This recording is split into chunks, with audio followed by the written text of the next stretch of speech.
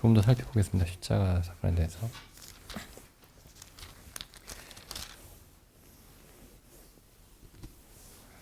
마태복음 27장이죠. 마태복음 27장. 마태복음 27장 이제 50절에 보시면은 그 예수께서 다시 크게 소리 지르시고 영원히 떠나시다 이렇게 되어 있습니다. 이 똑같은 말씀들을 한번 다 찾아보겠습니다. 여기 마태복음 27장 50절에 있고 그 다음에 마가복음 15장이죠. 마가복음 15장에 가보시면은 15장 37절에 보시면은 예수께서 큰 소리를 지르시고 운명하시다 이렇게 되어 있죠. 다음에 누가복음 23장 46절에 보면은 예수께서 큰 소리로 불러 가라사대 아버지여 내 영혼을 아버지 손에 부탁하나이다 하고 이 말씀을 하신 후 운명하시다. 여기서는 이제 아버지여 내 영혼을 아버지 손에 부탁하나이다. 큰 소리로 말씀하신 내용이 이제 내 영혼을 아버지 손에 부탁하나이다 이렇게 되어 있습니다. 그 다음에 요한복음에서는 이 19장 30절 예수께서 신 포도주를 받으신 후 가라사대 다 이루었다 하시고 머리를 숙이시고 영원히 돌아가시니라 이렇게 되어 있습니다. 이 이제 마태 마가복음은 좀 비슷하죠. 그 누가복음하고 요한복음이 좀 다릅니다. 누가복음에는 신 포도주를 받으시고 큰 소리로 외치셨다. 이제 그런 말씀이 없죠. 그런 말씀이 없고 누가복음에서는 대신에 이제 그 큰 소리로 말씀하신 내용이 내 영혼을 아버지 손에 부탁하나이다 이렇게 되어 있습니다. 요한복음에서는 이제 다 이루었다 이렇게 신포도주를 받으시고 다 이루었다 이렇게 되어 있죠. 여기 이제 요한복음에서는 이제 19장에서 그 누가복음에서 예수님이 말씀하신 아버지여 내 영혼을 아버지 손에 부탁하나이다 라고 하신 내용은 요한복음에는 없죠. 요한복음은 없는데 언제쯤 그 말씀을 하셨을까요? 요한복음에서는 굳이 찾는다면은 여기 머리를 숙이시고 하신 말씀 같습니다. 제 생각에는 머리를 숙이시고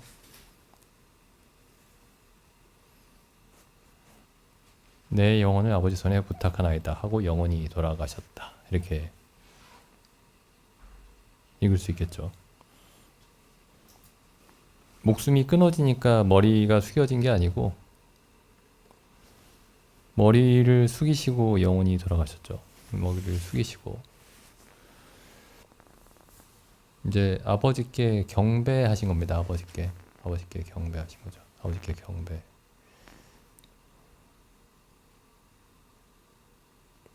다 이루시고 아버지께 경배하셨습니다.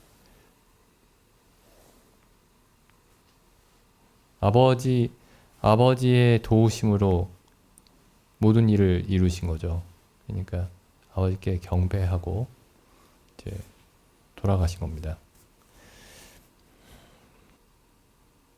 다 이루었다라는 이 말씀이 이제 요한복음에만 나오는 여기 큰 소리로 외쳤다는 얘기가 또 좀 찾아보시면은 마태복음 27장에 보시면은 27장 46절에서도 제9시쯤에 46절입니다. 27장 46절 제9시쯤에 예수께서 크게 소리질러 가라사대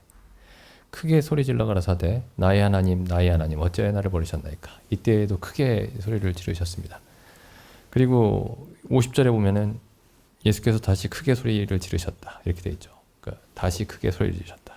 그러니까 크게 소리 지르신 부분이 두 번이죠. 그게 이제 십자가의 이제 마지막 순간입니다. 둘 다. 근데 이 마지막에 다시 크게 소리 지르신 부분은 다 이루었다 라고 말씀하신 거고 그 다음에 다 이루었다 말씀하시고 내 영혼을 아버지 손에 의탁하나이다. 뭐 어떤 게 먼저인지 모르겠어요. 내 영혼을 아버지 손에 부탁하나이다가 먼저인지 다 이루었다가 먼저인지는 모르겠지만 어쨌든 다 이루었다라는 말씀이나 내 영혼을 아버지 손에 의탁하나이다 라는 말씀이나 46절에서 큰 소리로 외치신 내용과는 정반대죠.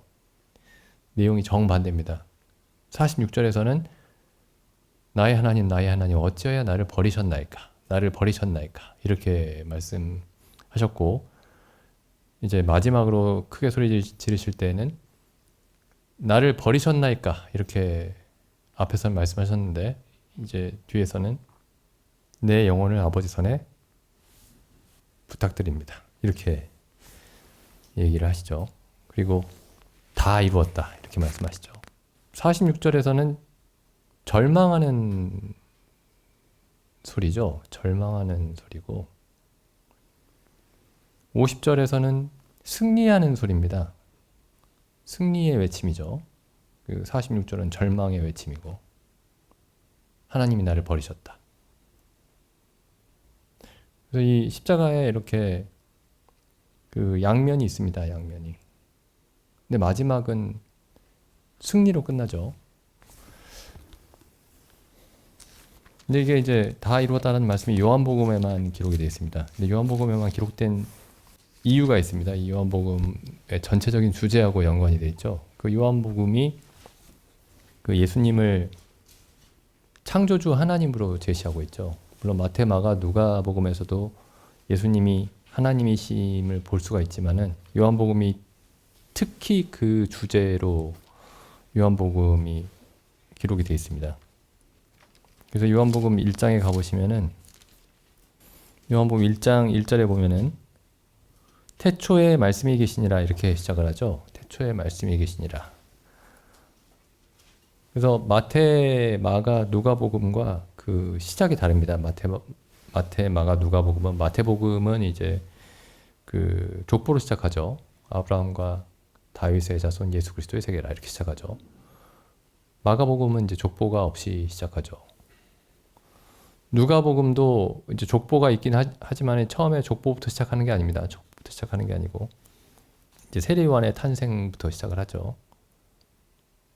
이제 요한복음만, 사복음서 중에서 요한복음만 그 태초로 그 우리를 끌고 갑니다. 태초로.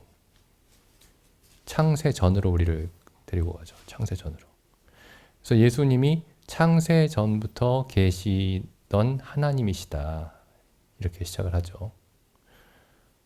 다 이루었다라는 말은 하나님께만 어울리는 말입니다. 하나님께만.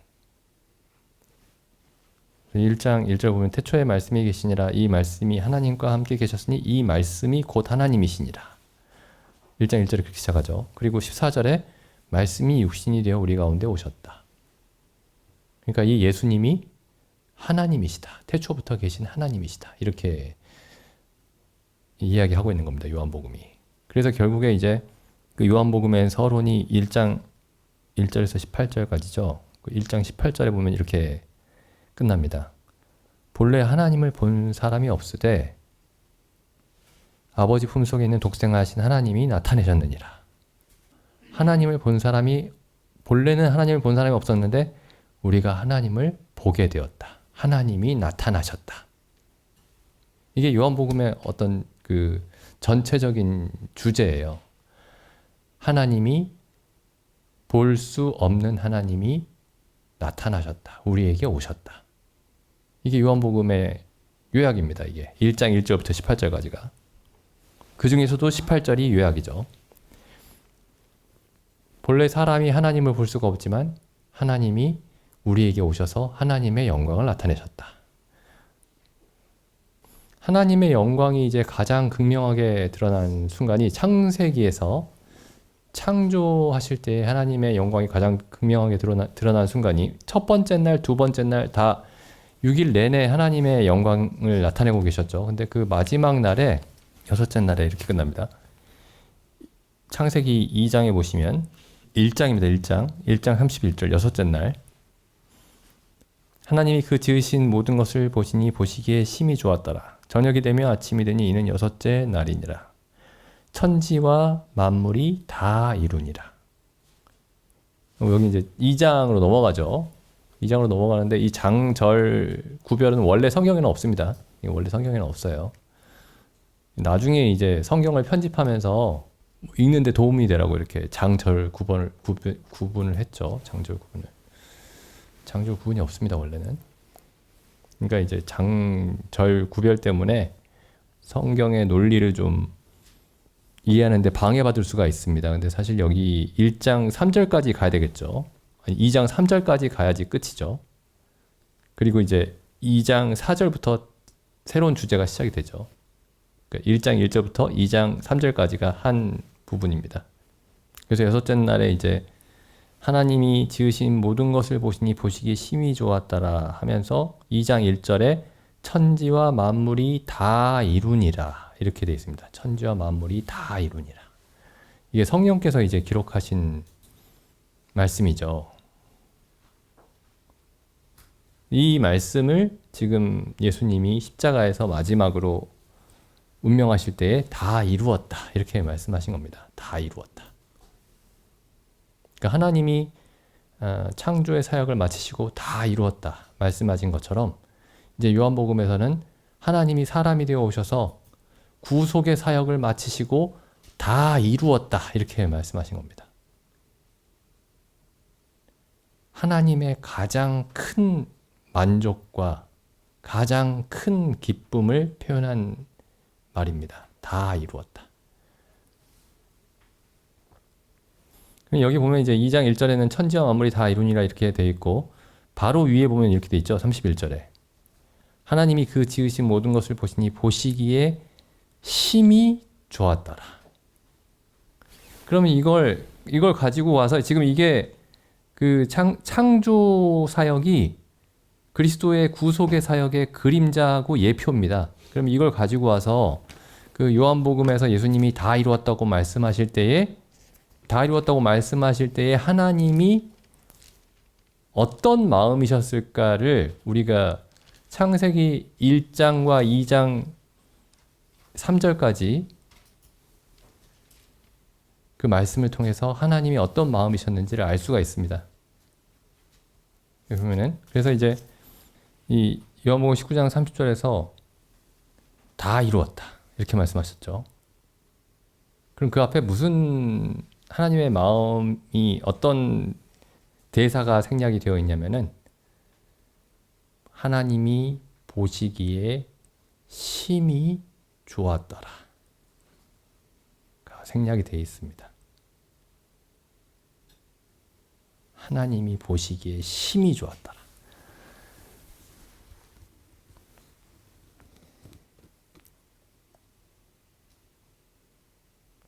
그러니까 이 십자가가 처음에는 하나님의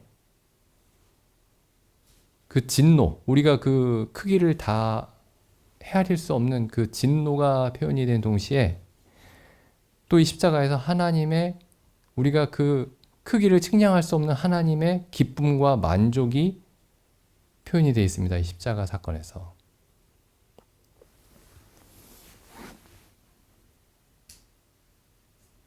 어떤 사람들은 이렇게 얘기를 합니다. 여기 마태복음의 그 십자가 사건 보면 이제 예수님이 그 오전 9시에 십자가에 달리셨죠.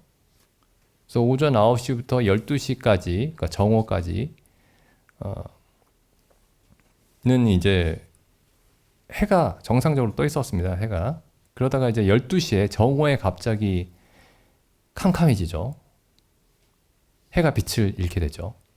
그리고 오후 3시까지 어둠이 지속이 됐습니다. 그래서 옛날에 정확하게 누군지는 기억이 안 나는데 이제 사람들 중에 이렇게 설명하는 사람들이 있었습니다. 그게 하나님이 그 아들 예수 그리스도 그 예수님이 이제 고난 당하시는 것을 보고 아버지께서 볼 수가 없어서 이렇게 눈을 감으신 거다. 그 고통을. 근데 하나님이 진노하신 거거든요, 그게. 그러니까 로마인들과 이스라엘 사람들이 예수님을 십자가에 못 박는 것을 보고 하나님의 독생자가 고난당하는 것을 보고 아버지가 괴로워서 이렇게 고개를 돌리신 거다. 그게 이제 해가 빛을 잃고 어둠이 임한 그 현상으로 표현이 된 거다. 근데 여기 이거 좀 보시죠. 이 십자가 사건에 굉장히 이상한 면이 있습니다. 그러니까 이제 그렇게 설명하는 사람들이 이 어둠에 대해서 3시간 동안 정오부터 오후 3시까지 임했던 그 어둠에 대해서 아버지께서 아들의 고난을 보고 가슴이 아파서 고개를 돌리셨다. 이렇게 설명하는 사람들의 그 설명이 이해가 되죠. 이해가 되는데 그걸로 이해하기 어려운 설명들이 성경에 있습니다. 여기 보시면 로마서에 보시면 로마서 8장 31절 보시죠. 그런즉 이 일에 대하여 우리가 무슨 말 하리요? 이 일은 뭐죠? 이 앞에서 설명한 모든 내용입니다. 이 앞에서 설명한 구원의 모든 그 논리, 예수 그리스도를 통해서 우리를 구원하신 그 모든 일에 대해서. 그런즉 이 일에 대하여 우리가 무슨 말 하리요? 만일 하나님이 우리를 위하시면 누가 우리를 대적하리요? 이게 만일이니까 만일 하면 그러니까 하나님이 우리를 위하시는지 아닌지는 잘 모르겠지만 만약에 하나님이 우리를 위하시면 누가 우리를 대적하겠느냐 그런 의미가 아니죠. 하나님이 우리를 위하십니다. 위하세요. 근데 이 말을 이제 잘 이해를 해야 됩니다. 이 31절 말씀을. 보통 이제 기독교인들이 하나님이 우리를 위하신다 이렇게 생각을 하죠. 근데 이제 많은 사람들이 자기가 하나님이 나를 위할 만한 어떤 조건을 내가 갖추고 있다 이렇게 생각을 합니다. 내가 하나님을 위해서 이런 일도 하고 내가 하나님을 위해서 이런 일도 하고 뭐 성경도 읽고 기도도 하고 교회에도 출석하고 뭐 하나님을 위해서 여러 가지 일을 하니까 하나님이 나를 예쁘게 보신다. 어여삐 보신다. 근데 하나님이 우리를 위하시면은 그렇게 보면 안 되는 거죠. 우리가 앞에서 로마서 앞부분을 보면은 하나님은 원래 우리가 가진 조건을 생각하면은 하나님은 우리를 위하시면 안 됩니다. 우리는 이 로마서 5장에 보면 이렇게 나오죠. 5장 가보시면 5장 6절에 하나님이 우리를 언제 위하셨냐면은 5장 6절에 우리가 아직 연약할 때에 그 연약하다라는 게 힘이 없다는 뜻이죠. 능력이 없다 이런 뜻이죠. 그럼 어떤 힘이 없느냐? 의를 행할 힘이 없을 때 혹은 의를 행할 지혜가 없을 때 의를 행할 의도도 없을 때 이게 연약하다 이런 뜻입니다. 의를 행하지 못한다인데 왜 의를 행하지 못하냐면은 의에 대한 지식도 없고 의에 대해 의를 행할 능력도 없고 의를 행할 마음도 없고 의도도 없고 그래서 연약한 거예요. 그런 의미입니다. 연약하다는 말이. 그 다음에 8절에 우리가 아직 죄인 되었을 때 이게 좀 더 적극적인 표현이죠. 연약하다는 말은 의를 행할 능력이 없다 이런 뜻인데 죄인 하면 이제 연약하다라고 할 때는 이제 그 숫자로 치면은 계기판에서 0이죠, 0. 근데 죄인이다 하면 이제 마이너스로 가는 거죠, 마이너스. 우리가 아직 죄인 되었을 때에 그리스도께서 우리를 위하여 죽으셨다.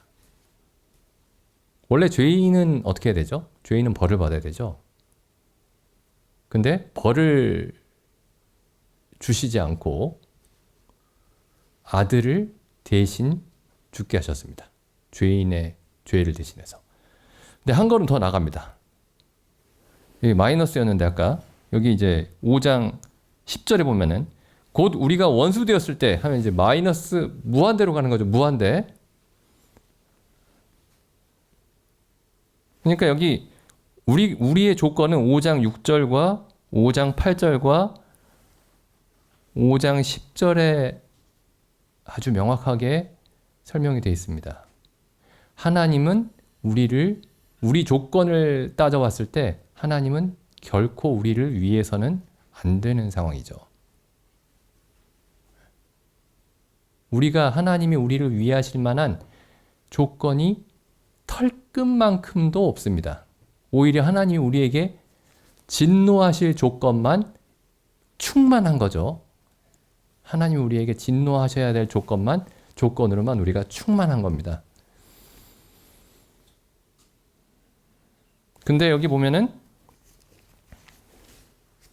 로마서 8장에 가보면은 8장 31절에 그런즉 이 일에 대하여 우리가 무슨 말 하리요? 만일 하나님이 우리를 위하시면 이라고 했을 때는 이 하나님이 우리를 위하신다라는 게 이 사실이 기적인 겁니다. 기적. 위하시면 안 돼요. 정반대로 행하셔야 됩니다. 우리를 대적하셔야 됩니다. 근데 우리를 위하시죠. 근데 어떻게 위하시냐면은 보시죠. 32절. 이게 또 놀랍습니다. 자기 아들을 내가 저 연약하고 죄인이고 원수된 자들 위해서 내가 내 아들을 줘야 할까? 막 망설이다가 그래도 구원하려면 줘야지 하면서 이렇게 주신 게 아니고 이렇게 되어 있습니다. 32절. 자기 아들을 아끼지 않았다. 이게 무슨 말이죠? 한순간의 주저함도 한순간의 머뭇거림도 없었다. 자기 아들을 아끼지 아니하시고 우리 모든 사람을 위하여 내어주신 이가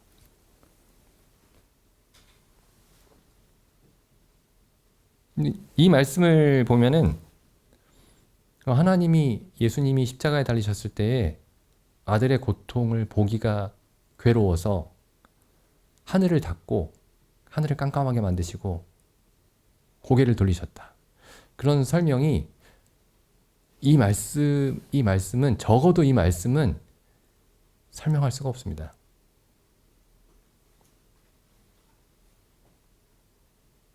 하나님이 어떻게 이러실 수 있죠? 하나님의 가장 사랑하는 아들, 영원전부터 사랑하던 아들을 한순간도 머뭇거림 없이 십자가에 내어주시고 하나님의 모든 저주와 진노를 받게 하셨습니다. 이게 자기 아들을 아끼지 아니하셨다. 그러니까 자기 아들을 그냥 이렇게 기록되어 있지 않죠. 자기 아들을 우리 모든 사람을 위하여 내어주신 이가 이렇게 되어 있지 않고 자기 아들을 아끼지 아니하시고 보통 뭔가를 아끼지 않고 줄 때는 그것보다 훨씬 좋은 것을 얻기 위해서 아끼지 않고 주는 겁니다. 그렇죠? 근데 그 어떤 것과도 비교할 수 없는 하나님의 아들을 세상에서 가장 가치 없는 자들을 구하기 위해서 그래서 하나님이 만드신 피조물 중에 가장 무가치한 피조물이 된 겁니다. 사람이. 왜냐하면 다른 모든 피조물은 하나님께 반란을 일으키지 않았어요. 하나님께 범죄하지 않았습니다. 사람만 범죄했죠.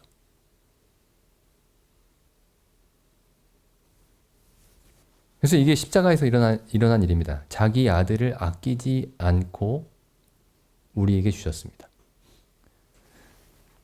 근데 이 비슷한 일이 창세기 가면 한 번 있었죠. 창세기 가면은 창세기 22장에 가면 이제 아브라함이 이삭을 번제로 드릴 때에 이와 비슷한 상황이 있었습니다. 사실 아브라함이 이삭을 번제로 하나님이 이제 아브라함에게 이삭을 번제로 드리라 이렇게 말씀하셨죠. 아브라함이 머뭇거리지 않았습니다. 그래서 여기 보면 로마서에서는 하나님이 예수 그리스도를 우리 위해서 주실 때에 자기 아들을 아끼지 아니하시고 우리 모든 사람을 위해서 주셨다. 이렇게 사도 바울이 얘기하고 있는데 22장에 이 창세기 22장에서는 아브라함이 자기 아들을 아끼지 않고 머뭇거림 없이 망설임 없이 하나님께 드렸습니다. 그래서 이 이삭을 번제로 드리는 이 창세기 22장 사건이 십자가에 못 박히신 그리스도, 그 그리스도의 십자가를 예표하는 사건이죠. 이삭이 그리스도의 모형이죠. 아브라함이 하나님 아버지의 모형입니다. 여기 보시면은 머뭇거리지 않았다 라는 거를 강조하기 위한 묘사로 가득합니다. 이 창세기 22장이. 한순간의 머뭇거림도 망설임도 없었다. 여기 22장 1절 보면 그 일 후에 하나님이 아브라함을 시험하시려고 그를 부르시되 아브라함아 하시니 그가 가로되 내가 여기 있나이다. 여호와께서 가라사대 내 아들 내 사랑하는 독자. 3번 강조하셨죠. 하나님이 아브라함이 이삭을 얼마나 사랑하는지를 3번을 강조하신 겁니다. 내 아들, 내 사랑하는 아들, 내 독자. 이렇게 해서 3번을 강조하신 거죠.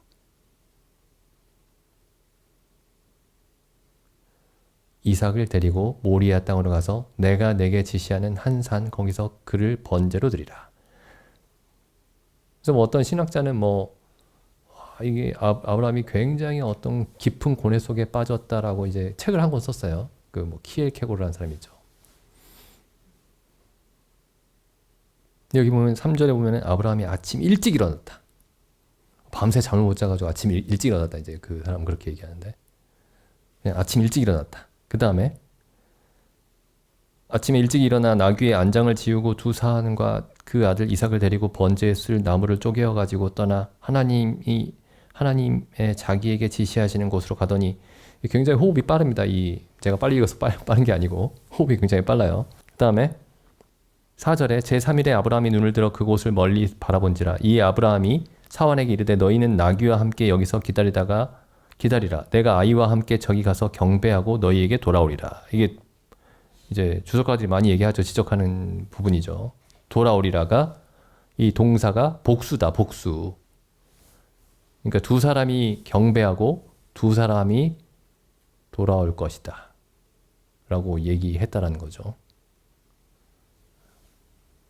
그 다음 6절에 아브라함이 이에 번제 나무를 취하여 그 아들 이삭에게 지우고 자기는 불과 칼을 손에 들고 두 사람이 동행하더니 그래서 쭉 가서 이제 9절에 보면은 하나님이 그에게 지시한 곳에 이른지라 이에 아브라함이 그곳에 단을 쌓고 나무를 버려놓고 그 아들 이삭을 결박하여 단 나무 위에 놓고 손을 내밀어 칼을 잡고 그 아들을 잡으려 하더니 머뭇거림이 없습니다. 머뭇거림이.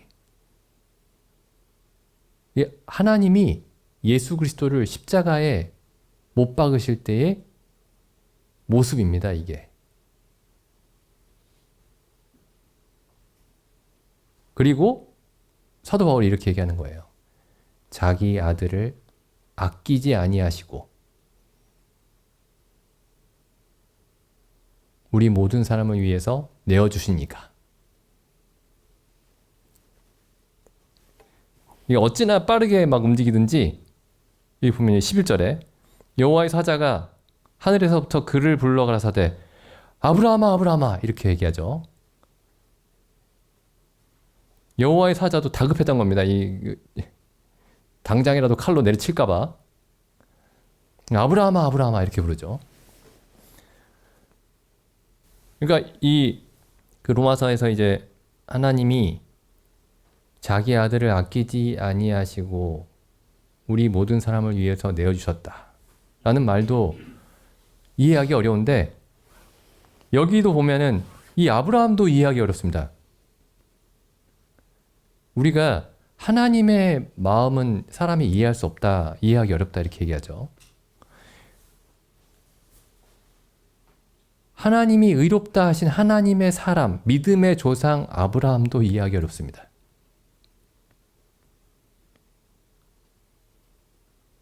우리가 나중에 이제 히브리서에 가면은 이렇게 얘기하죠. 히브리서에 가면 이제 히브리서 11장에 아브라함이 어떻게 해서 이제 이삭을 드릴 때 어떤 마음이었는가.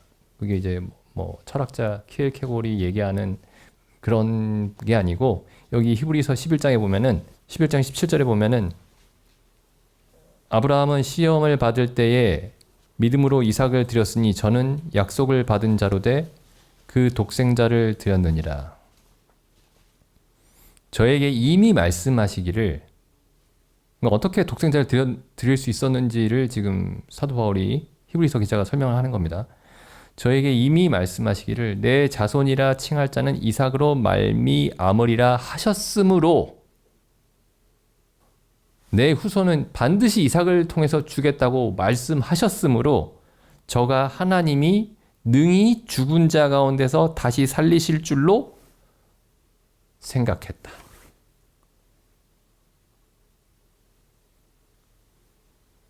그러니까 지금 아브라함은 죽기를 무서워함으로 일생에 매여 종노릇하는, 히브리서의 그 말씀이기도 하죠. 여기 히브리서 앞에 보면은 2장 14절부터 읽어보겠습니다. 자녀들은 혈육에 함께 속하였음에 그리스도께서도 또한 한 모양으로 혈육에 함께 속하심은 사망으로 말미암아 사망의 세력을 잡은 자, 그러니까 죽으심으로 말미암아 죽음의 세력을 잡은 자, 곧 마귀를 없이 하시며 또 죽기를 무서워함으로 일생에 매여 종로로 사는 모든 자들을 놓아주려 하심이니라. 아브라함은 하나님이 죽은 자를 살리시는 것을 믿었습니다. 죽음을 무서워함으로 일생에 매여 종노릇하지 않았죠. 아브라함은 이렇게 생각을 한 겁니다. 번제로 이삭을 드리고 이삭이 잿더미가 됐을 때 하나님이 그 잿더미에서 이삭을 다시, 마치 하나님이 흙으로 아담을 지으셨듯이 잿더미에서 이삭을 다시 일으켜 세우실 것이다. 그래서 하나님이 우리를 위하신다. 사단이 봤을 때는 이런 거예요. 사단의 관점에서 봤을 때는 하나님은 사람을 위하실 수가 없습니다. 사람은 연약하고 죄인이고 원수이기 때문에 그 사단이 이해할 수 있는 부분은 뭐냐면은 하나님이 사람에게 영원히 진노하신다. 하나님이 사람을 벌하신다. 그건 이해할 수 있어요, 사단이. 근데 사단이 이해할 수 없는 게 뭐냐면은 연약하고 죄인이고 원수인 사람들을 위해서 하나님이 자기 아들을 아끼지 않고 내어주신다는 것을 이해할 수가 없는 겁니다. 그래서 사단의 그 꾀임으로 인해서 모든 사람이 죄와 사망에 이르게 되는데, 그걸 단번에 없던 것으로 만들어 버리신 거죠. 예수님의 죽으심으로. 사단이 최초에 창세기 3장에서 했던 일을 무효로 돌리신 겁니다. 무효로. 그러니까 도저히 사랑할 수 없는 사람들을, 도저히 위할 수 없는 사람들을 하나님이 가장 사랑하는 아들을 주심으로 위하셨다라는 그 사실이 표현된 사건이 십자가입니다. 그래서 예수님이 이렇게 외치신 거죠. 다 이루었다. 그러니까 하나님께 순종하고 선을 행하고 의를 행하고 그런 사람들을 구원하는 일을 다 이루신 게 아니고, 하나님께 도저히 가까이 갈 수 없는, 하나님께 은총을 입을 수 없는 사람들을 온전히 구원하시는 일을 다 이루셨기 때문에 불가능한 일을 이루신 거죠. 그래서 예수님이 십자가에서 다 이루었다라고 크게 외치신 겁니다. 그리고 하나님은 그걸 보시기에 심히 좋았다. 이렇게 말씀하신 거죠.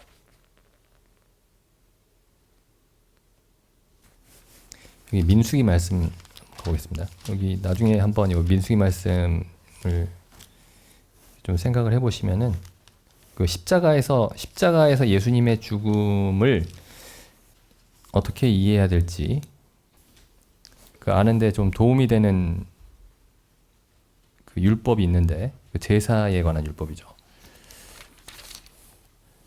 민수기 28장에 보면 이제 28장 29장이 이제 하나님께 드리는 제사에 관한 규례입니다. 그 매일 드리는 제사와 그 다음에 1장에서 8절까지가 매일 드리는 제사, 그리고 28장 9절 10절이 안식일에 드리는 제사, 그 11절에서 15절이 매달 첫날, 매달 초일에 드리는 제사, 그리고 16절에서 25절까지가 6월절 제사죠. 그 다음에 26절에서 31절까지가 오순절, 77절 제사. 그 다음에 29장은 이제 7월에 드리는 제사입니다. 7월에 3번의 제사를 드리죠. 이게 마지막 제사입니다. 그 해에. 그래서 나팔절 제사가 있고, 그 다음에 29장 7절에 보면은 이제 속죄일 제사가 있고, 그 다음에 29장 12절에 보면은 이 장막절 제사가 있습니다. 여기 잘 보시면은 장막절 제사만 예로 한번 들어볼게요. 맨 마지막에 29장 12절. 7월 15일에 너희가 성회로 모일 것이요 아무 노동도 하지 말 것이며 7일 동안 여호와 앞에 절기를 지킬 것이니라. 장막절이 이제 하나님과 우리가 영원토록 함께한다. 하나님과 이스라엘 백성이 함께한다. 이제 그걸 기념하는 제사죠. 13절. 너희 번제로 여호와께 향기로운 화제를 드리되 수송아지 13과 수양 2과 1년 된 수양 14을 다 흠없는 것으로 드릴 것이며 그 소재로는 고운 가루에 기름을 섞어서 수송아지 13세는 각기 에바 10분지 3이요 수양 2에는 각기 에바 10분지 2요 어린 양 14세는 각기 에바 10분지 1을 드릴 것이며. 자, 여기까지는 무엇을 위해 드리는 제사냐면은 13절에 여호와께 향기를 위한 제사입니다. 네, 16절 보시죠. 또 수염소 하나를 속죄제로 드릴 것이니. 여기 쭉 읽어보시면 속죄제는 전부 다 수염소 하나입니다. 속죄제는 빠지면 안 돼요. 모든 제사의 속죄제는 반드시 항상 있습니다. 근데 보면은 속죄제는 수염소 하나고 13절에 여호와께 향기로운 번제와 속죄제는 다르죠. 번제는 하나님께 향기로운 제사다라는 그 표현이 이제 레위기 1장에 보면은 번제와 소제와 화목제에 대해서는 하나님께 향기로운 제사다라고 되어 있고, 죄를 다루는 제사, 속죄제와 속건제는 향기로운 제사라는 표현이 없죠. 그러니까 예수님이 우리의 죄를 위해서 십자가에서 하나님의 진노와 저주를 받으신 그 제사를 나타내는 게 속건제와 속죄제입니다. 근데 십자가에서 하나님의 그 영원한 만족과 기쁨을 위한 제사의 측면이 있어요. 그게 번제와 소제와 화목제입니다. 여기 번제 보면은 그 속죄제는 수염소 한 마리인데 13절 다시 보시죠. 너희는 번제로 여호와께 향기로운 화제를 드리되 수송아지 13과 수양 2과 1년 된 수양 14을 다 흠없는 것으로 드릴 것이며. 이게 뭘 의미할까요? 십자가에 대해서. 이게 십자가 사건에 대해서 뭘 우리에게 말해주고 있는지, 다 이루었다라는 말씀을 이해할 수 있는 그런 대목들입니다.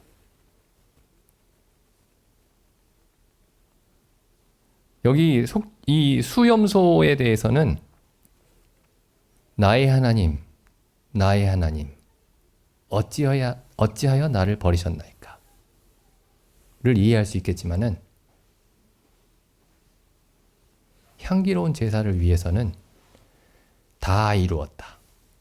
내 영혼을 아버지 손에 맡기며 아버지 손에서 안식하겠습니다.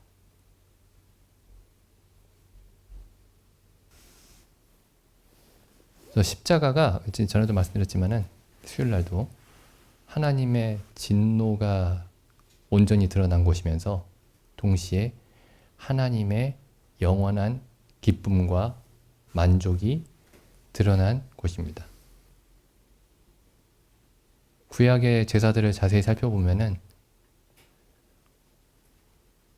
이 십자가가 도대체 어떤 것인가? 그래서 이제 나중에 사도 바울의 서신들에 보면 이런 말씀도 있죠. 십자가가 나는 그리스도의 십자가 외에 자랑할 것이 없다. 이 자랑이라는 말이 다른 곳에서는 어떻게 번역되고 있냐면은 영광으로 번역되고 있습니다. 그리스도의 십자가는 하나님의 영광이고 우리의 영광이다. 우리의 자랑이고 우리의 기쁨이다. 이렇게 표현하고 있습니다. 자기 아들을 아끼지 아니하고 우리 모든 사람을 위하여 내어주신 이가. 그 바로 앞에 로마서 바로 앞에 이렇게 돼 있죠. 만일 하나님이 우리를 위하시면,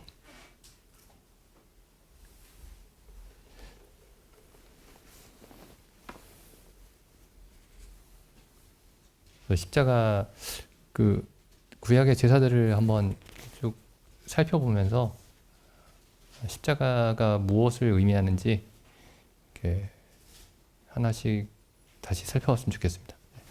기도드리고 마치겠습니다. 하나님 아버지, 저 어찌 십자가에서 우리 주 예수 그리스도께서 다 이루었다고 그렇게 말씀하실 수 있었는지,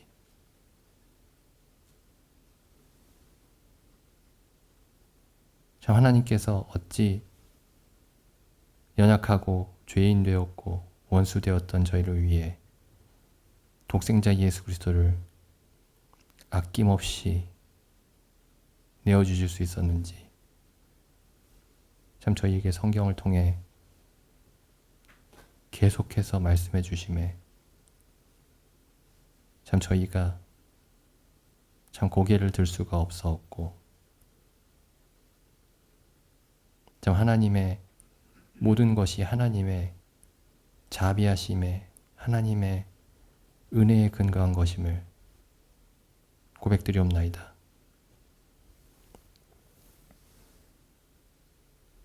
저희로 하나님께서 그리스도의 십자가를 통해서 저희를 위해 베푸신 모든 일들에 대해 참 감사하고